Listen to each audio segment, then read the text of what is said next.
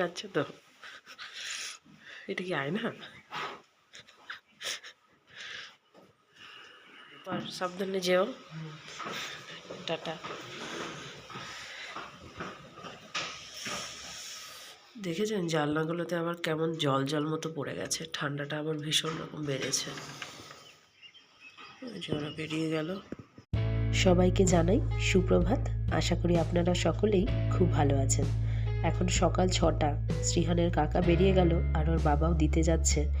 এখান থেকে স্কুটি নিয়েই যাবে, আর সামনেই যে ট্যাক্সি স্ট্যান্ডটা আছে ওখান থেকে একটা গাড়ি ভাড়া করা হয়েছে, তো ওই গাড়িতে করেই শ্রীহানের কাকা যাবে এখন গুয়াহাটি এয়ারপোর্ট। ফ্লাইটটা দুপুরের দিকে রয়েছে, কিন্তু এখান থেকে যেতে যেহেতু অনেকটাই সময় লেগে যাবে, আর ফ্লাইট ধরতে গেলে তো মোটামুটি তার 2 ঘন্টা আগে পৌঁছাতে হয়, ওই জন্যই আর কি ছেলেটাকে এত ভোর ভোর করে বেরোতে হচ্ছে। নয়তো সামনেই যদি শিলং এয়ারপোর্টটা থেকে ফ্লাইটটা পাওয়া যেত তাহলে একটু দেরি করে গেলেও ক্ষতি ছিল না। আজ থেকে তো আবার শ্রীহানের বাবারও ডিউটি শুরু হয়েছে, তো সকালবেলাটা না ওর বাবা এখন কদিন ধরে ওটসটাই খেয়ে যাচ্ছে। আর আমি নিজের জন্য জলখাবার বলতে বানিয়েছি, ব্রেড ছিল 3-4টে মতো, তো সেটাকে একটুখানি বাটার দিয়ে তাওয়ার মধ্যে এপিটোপিট সেকে গরম তাওয়াটাতেই রেখে দিয়েছিলাম। তাতে করে না ব্রেডটা বেশ ক্রিস্পি হয়ে যায়, আর চা দিয়ে ওটা খেতে ভীষণ ভালো লাগে। ছুটি কাটিয়ে আসার পর শরীরে এতটাই ক্লান্তি থাকে, সেইভাবে না ঘরের জিনিসপত্রগুলো এবার আর ঝাড়া মোছা করা হয়নি। তো আজ যখন অনেকটাই সকাল সকাল উঠে পড়েছিলাম, তাই ভাবলাম এই পড়ে থাকা কাজটা আজকেই বরং সম্পূর্ণ করে নিই। তাই সকালের জলখাবার সেরে নেমে পড়লাম আমার এই ছোট্ট রেন্টাল হাউসটাকে পরিষ্কার করার জন্য। আজকের ক্লিনিংটা শুরু করলাম এই টিভিটা দিয়ে, কারণ সকালের জলখাবার খেয়ে শ্রীহানের কাজ হচ্ছে এই টিভিটা দেখা, আর তার সাথে আমি ঘরের কাজবাজগুলো করতে থাকি। তো টিভিটাকে কোনো রকম বন্ধ রেখে এটাকে আগে পরিষ্কার করা শুরু করলাম। এটা পরিষ্কার করে ওকে চালিয়ে দেব, তারপরও টিভি দেখবে, আর বাকি জিনিসগুলো ততক্ষণ আমি আবার পরিষ্কার করতে শুরু করব। যেহেতু এটা ভাড়া বাড়ি, তার উপর ঘরটাও ছোট, ওই জন্য না খুব বেশি জিনিসপত্র আমরা বার করি না। আর তার উপরে মোটামুটি 2 থেকে 3 বার তো আমাদের ঘরটা চেঞ্জ করতেই হয়, তাই আর কি বেশি যদি জিনিসপত্র বার করি সেগুলোকে আবার মুছে পরিষ্কার করা, আবার প্যাকিং করা, সেটা একটা বাড়তি কাজ হয়ে যায়।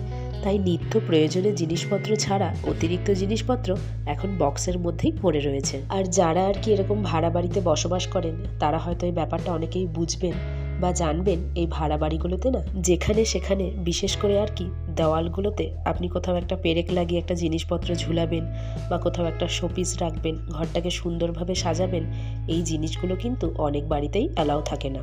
তো সেই রকমই আমার এই ছোট্ট বাড়িটিতে আপনারা যদি একটু লক্ষ্য করেন, দেখবেন দেওয়ালে আমার খুব বেশি জিনিসপত্র কোথাও ঝোলানো নেই। এই যেখানে যেখানে আর কি কোনো রকম জিনিসগুলো লাগানো যায় বা তারাই কয়েকটা পেরেক পুঁতে দিয়েছিল আমরা ঘরে আসার আগে, তো সেইখানেই আর কি জিনিসপত্রগুলোকে একটু করে ঝুলিয়ে রেখেছি। পুনেতে থাকাকালীন এক মেলাতে ঘুরতে গিয়ে এইরকম 4টি জিনিস কিনেছিলাম। তো 4টি তো এখানে আর ঝোলানোর উপায় নেই, তাই একটিকে এখন ঝুলিয়ে রেখেছি, আর সেটাকেও একটুখানি ঝাড়া পোছা করে নিচ্ছি। আর তার উপরে নিচে যেই ঘন্টার মতন জিনিসগুলো রয়েছে, ছেলে তো এই বক্সের উপরে উঠে ওটিকে যে কতবার খুলে খুলে ফেলেছে তার কোনো ঠিক নেই। আর এখানে যখন প্রথম আসি, এই দেওয়ালে ঝোলানোর ফুলগুলো 2টো কিনে নিয়ে এসেছিলাম। একটা এই বারান্দাটায় লাগানো রয়েছে, আরেকটা আমাদের বেডরুমে রয়েছে। তো এগুলোকেও আর না ঝাড়া মোছা করাই হয়নি। আসলে এখানে খুব বেশি একটা ধুলো পড়ে না, মাসে একবার করে যদি আপনি এগুলোকে একটু ঝেড়ে পরিষ্কার করেন সেটাই কিন্তু যথেষ্ট। সকল মানুষেরই দেখবেন কিছু না কিছু প্রিয় জিনিসপত্র থাকে, সেই রকম আমার এই প্রিয় জিনিসপত্রগুলোর মধ্যে এই ঘর সাজাবার জিনিসগুলো হচ্ছে অন্যতম। খুব বেশি বড় বড় জিনিসপত্র দিয়ে তো আমরা আর ঘরটা সাজাতে পারি না, কারণ সেগুলোকে আবার বয়ে নিয়ে বেড়ানো একটা আলাদা ঝামেলা। তাই চেষ্টা করি কোথাও ঘুরতে গেলে সেখান থেকে ছোট্ট ছোট্ট জিনিসপত্র কিনে নিয়ে এসে ঘর দুয়ারগুলো একটু সাজিয়ে রাখার। ছুটিতে যাওয়ার আগের দিন রাত্রে ফ্রিজের ভেতরটাকে খুব ভালো করে পরিষ্কার করে রেখে গেছিলাম, আর এর ভেতরে কিছু বাসনপত্র রেখে গেছিলাম যাতে সেগুলো ধুলো না পড়ে, আর এসে যাতে আমাকে সেগুলো আবার পরিষ্কার করতে না হয়। আর এখন বাইরেটা একটু ভালো করে কলিন দিয়ে পরিষ্কার করে দিলেই ফ্রিজটা কিন্তু একদম আগের মতো ঝাঁ চকচকে হয়ে যাবে। এরকম কিছু কিছু জিনিস আছে যেগুলো এই লম্বা ছুটি কাটাতে যাওয়ার আগে আমি পরিষ্কার করে রেখে যাই। তার মধ্যে একটি তো হলো এই ফ্রিজের ভেতরটি, আর দ্বিতীয় নম্বর হচ্ছে আমাদের বাথরুম। ব্যবহার করা বাথরুম যদি অনেক দিনের জন্য অপরিষ্কার হয়ে পড়ে থাকে তাহলে না টাইলসগুলোতে না কেমন একটা কালচে কালচে ছিটা ছিটা নোংরা বসে যায়। তো ছুটি কাটিয়ে এসে শরীরে তো এমনিই নানা ক্লান্তির আশ্রয় নেয়, তার উপরে যদি এসে ওই ডোলে ডোলে বাথরুম পায়খানাও পরিষ্কার করতে হয়, সেটা কিন্তু আরও বেশি বিরক্তিকর লাগে। তাই ছুটিতে যাওয়ার আগে আমি বাথরুম পায়খানা ফ্রিজ এগুলো ভালো করে পরিষ্কার করে রেখে যাই। কমসে কম এসে এই পরিষ্কার করার হাত থেকে তো কিছুদিনের জন্য নিশ্চিন্ত হওয়া যাবে। আর তার উপর ঘরে ফিরে হাজারটা কাজ তো থাকেই। ঘুরতে যাওয়ার জামা কাপড় এক গাদা হয়, সেগুলোকে ধোয়া সেই করতে করতে আরও কিছুদিন পেরিয়েই যায়। চলুন এবার জানলার কাজগুলোকে একটু করে পরিষ্কার করে ফেলি। বাইরের দিকটাতে তো আর হাত দিয়ে পরিষ্কার করা যাবে না, তাই ভেতর থেকে যতটা সম্ভব ততটুকুই বরং করে ফেলি। যতই হোক ভাড়া বাড়ি, বর্তমানে এই বাড়িটিতে যখন আমরাই বসবাস করছি, তখন এই বাড়িটির ঠিকঠাকভাবে পরিচর্যা করাও কিন্তু আমাদেরই দায়িত্বের মধ্যে পড়ে। এবার চলে এলাম আমাদের বেডরুমটাতে। যদিও বা এখানে খুব বেশি জিনিসপত্র নেই, রয়েছে একটি বিছানা, তার সাথে কিছু বক্স আর নিত্য প্রয়োজনের কিছু জামা কাপড়। চলে এসছি এখন আয়নাটা পরিষ্কার করতে। দেখেছেন কত উপরে আয়নাটা লাগানো, আর তার কারণ হচ্ছে আমার ছোট্ট ছানাটি। নয়তো এটিকে হাতে পেলে কখন যে ভেঙে ফেলবে তার কোনো ঠিক নেই। লম্বা ছুটি কাটিয়ে ঘরে ফেরার পর সর্বপ্রথম আমি যেটি পরিষ্কার করি সেটি হচ্ছে আমার বেডটি, আর দ্বিতীয় নম্বর হচ্ছে রান্নাঘরটি। এই দুটো জিনিস সব থেকে প্রথমে প্রয়োজন। তাই আজ আর রান্নাঘরে পরিষ্কার করার মতো কোনো জিনিসপত্রই অপরিষ্কারভাবে পড়ে নেই। চলুন, হয়ে গেছে এগুলো পরিষ্কার করা। এবার এই ঘরের দরজাটিকেও একটু করে মুছে ফেলি। এই করতে করতে 1 ঘন্টা সময় যে কোথা থেকে পেরিয়ে গেল দেখুন, বোঝাই গেল না।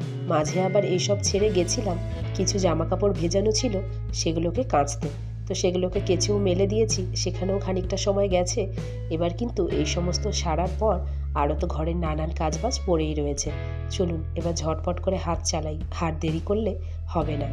মোছামুছির মধ্যে বাকি আছে বাথরুমের এই আয়নাটি। চলুন এটাকেও মুছে ফেলি, তাহলে মোটামুটি এই সমস্ত কাজগুলো কমপ্লিট হবে। আর সবার শেষের কাজ ছিল এই বেসিনটি পরিষ্কার করা। এই ঘরটিতে 2খানা বেসিন আছে, একটা হচ্ছে এই বারান্দাটিতে লাগানো, আরেকটা তো বাথরুমের মধ্যে রয়েছে। এই বারান্দার বেসিনটা আমরা খুব বেশি একটা ব্যবহার করি না, শুধুমাত্র খাবার দাবার খাওয়ার পর হাতটুকুই এখানে ধোয়া হয়। আর তাছাড়া এখানে যদি মুখ ধুতে যাই, এই বেসিনের সাইজটাও তো অনেকটাই ছোট, বেশিরভাগ জলটাই না বাইরে ছিটে পড়ে যায়। ওই জন্য এই সমস্ত কাজগুলি বাথরুমে যে বেসিনটা আছে সেটাতেই সাধারণত করা হয়। ঘড়ির কাঁটা যত এগোচ্ছে আমার কাজের স্পিডও কিন্তু ততই বেড়ে যাচ্ছে, কারণ এর সাথে যে বেলাটাও অনেকটাই বাড়ছে। এরপর ছেলেকে স্নান করানো, নিজের স্নান করা, তার উপর রান্না বান্না, হাজারটা কাজ। ছেলে ঘুম থেকে ওঠার আগেই ঘরটি ঝাড় দিয়ে ফেলেছিলাম। আজকের এই হোম ক্লিনিংয়ের একদম শেষ পর্যায়ে আমি এখন পৌঁছে গেছি।